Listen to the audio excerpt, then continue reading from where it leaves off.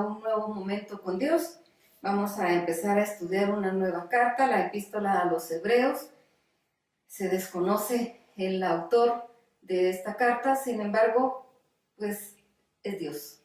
De todos modos fue Dios quien inspiró a estos hombres a escribir su palabra. Así que ¿quién fue el que realmente, materialmente escribió?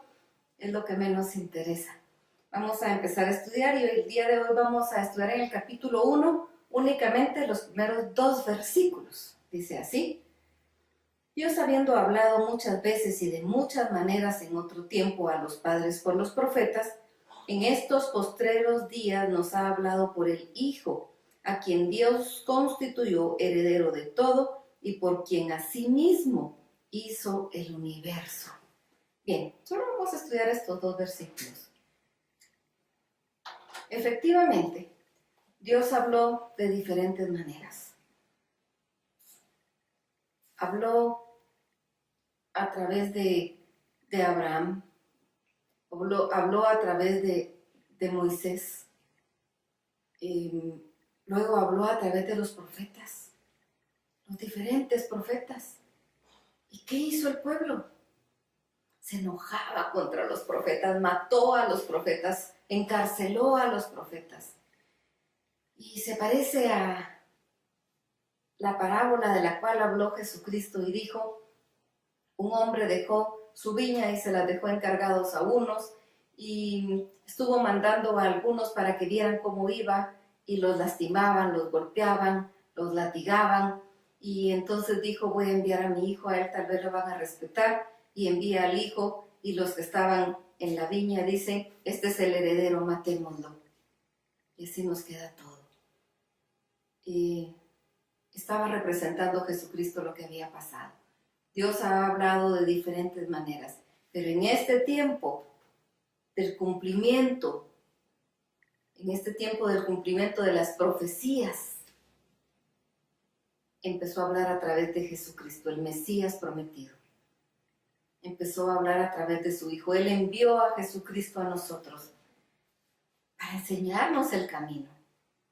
El pueblo no quiso entender y tampoco quiso entender en Jesucristo. No quiso reconocer en Jesucristo al Mesías prometido. Simplemente se empecinaron en decir que no. Pero no podemos decir que Dios no ha hablado. No podemos decir que Dios no ha querido comunicarse con el pueblo. El pueblo es el que no ha querido. Nosotros, pues gracias a Dios, hemos sido alcanzados por su misericordia. Y podemos ver y reconocer que Jesucristo era el Mesías prometido.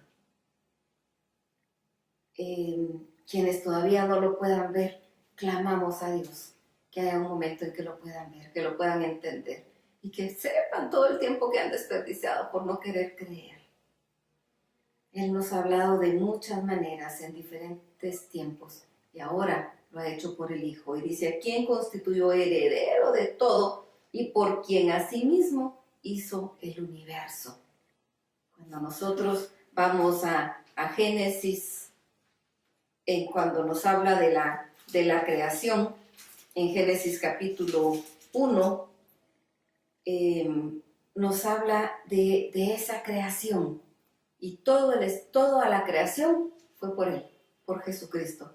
Lo podemos ver también en el Evangelio de Jesucristo según Juan, cuando nos dice que el Verbo estaba con Dios y el Verbo era Dios. Y aquí es donde nosotros hablamos de la Trinidad gloriosa, de la Trinidad maravillosa que nosotros podemos alcanzar. Dice: en el principio era el Verbo, y el Verbo era con Dios, y el Verbo era Dios. Y el Verbo es la palabra, y la palabra es Jesucristo.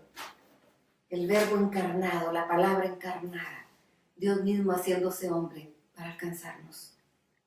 Y el ser humano ni así quiere entender. No seamos duros de corazón. ¿Cuántas veces Él trató de acercarse y el pueblo no quiso?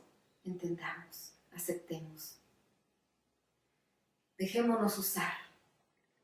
Hay mucho que todavía el Señor va a seguir hablando, pero hay premura, porque Él ya viene. Y esta segunda vez que Él viene, va a venir como rey. Aquí vino como siervo y se hizo obediente hasta la muerte y muerte de cruz. Cuando venga, va a venir como rey. Va a levantar a su iglesia gloriosa, a reinar. Y ahí hay juicio. Hay juicio y dice la palabra que ahí será el lloro y el crujir de dientes para quienes no quisieron entender. Estamos a tiempo. Y la palabra nos dice que debemos predicar en tiempo y fuera de tiempo. Hagámoslo.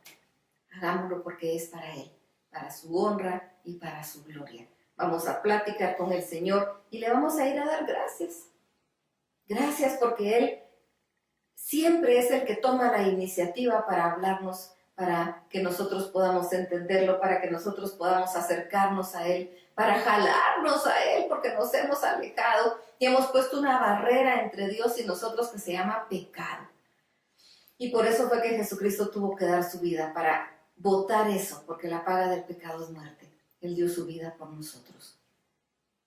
Nos habla de una manera impactante. Vamos a darle gracias, alabémoslo, glorifiquémoslo, bendigámoslo. Tengamos un maravilloso momento con Dios.